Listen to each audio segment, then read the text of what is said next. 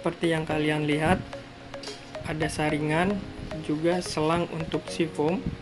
Nah, selangnya itu harus setengah dari di tengah diameter saringannya ya. Kalau bisa jangan sampai terlalu dekat atau terlalu jauh, jadi selang bisa kita bengkokkan ke bawah seperti yang kalian lihat. Tujuannya agar ketika kita menyedot air di wadah burayak tidak kesedot dan tertahan di saringan. Nah, yang perlu kalian siapkan air yang sudah kalian campur dengan garam, ketapang, atau apa yang kalian gunakan di dalam suatu ember. Jadi ketika kita sudah selesai si foam wadahnya, langsung kita tambahkan air yang sudah siap ditambahkan. Oke, seperti yang kalian lihat di sini. Nah, itu airnya udah kotor banget. Kotorannya udah mengendap, kotorannya dari indukan itu udah mengendap di bawah. Jadi kotoran tersebut akan memicu keasaman air. Nah, ini pembuangan dari air wadah burayak. Saya buang di kolam, di bak istilahnya, di bak ya. Seperti yang kalian lihat.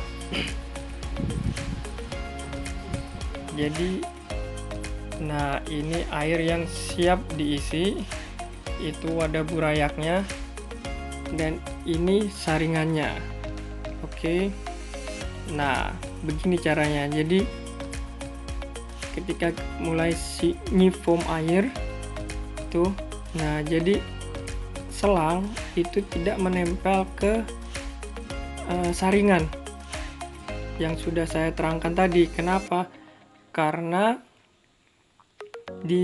kalau sampai selang menempel ke dalam saringan, itu air yang masuk ke dalam selang akan menyedot juga burayak, sehingga burayak bisa tertahan di saringan. Jadi dia gak bisa kemana-mana, dia ketahan di saringan. Makanya saya kasih tahu, usahakan panjang selang waktu menyifoam itu di tengah-tengah, posisinya di tengah saringan. Jadi selang masih bisa kita bengkokkan sehingga selang tidak menempel di saringan. Nah, jadi kalau kayak gini burayak tetap aman. Airnya pun juga bisa kita ganti tanpa menyakitkan si burayak tersebut.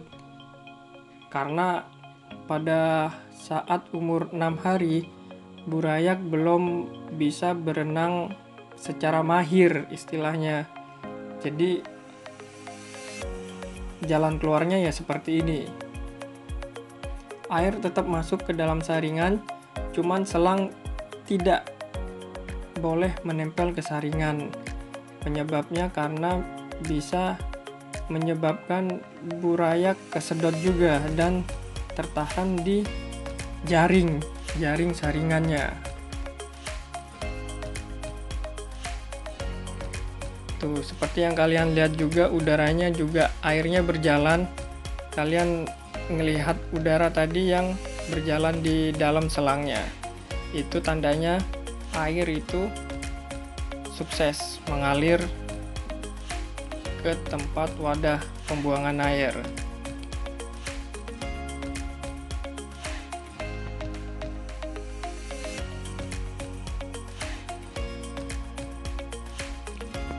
Jadi, proses pergantian air ini sangat diperlukan buat saya ya. Di saat usia burayak berumur 6 hari. Kenapa? Karena tingkat keasaman di air akibat kotoran ikan itu sudah mulai tinggi. Yang kedua, kadar oksigen di dalam air itu sudah mulai berkurang. Nah, disitulah penyebab banyak matinya burayak secara massal ataupun satu persatu tiap hari. Karena dua faktor itu tadi, ya keasaman di air, juga kadar oksigen di dalam air itu tersebut. Cara ini saya lakukan, insya Allah burayak yang bertahan hidup presentasenya 90% mereka bisa bertahan dengan cara yang saya lakukan sendiri. Ya kalau kalian punya cara yang lain, ya gak apa-apa sih, pakai aja. Cuman ini yang saya terapkan buat saya. Jadi ketika burayak umur 6 hari, itu sudah harus diganti minimal 50% dari wadah pemijahan. Induk tetap saya taruh di wadah sampai burayak berumur 10 hari. Ketika udah 10 hari, induk saya pisah, burayak masuk ke dalam kolam pembesaran.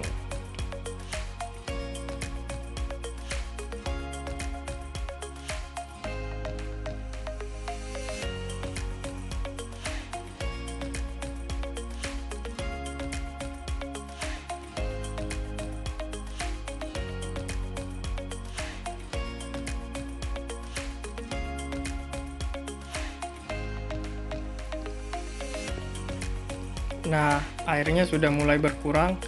Saya mengambil air sampai 50% dari sebelumnya. Kenapa? Saya harus menyisakan air yang sebelumnya sudah ada, karena itu juga mempengaruhi temperatur atau suhu air tersebut. Terima kasih bagi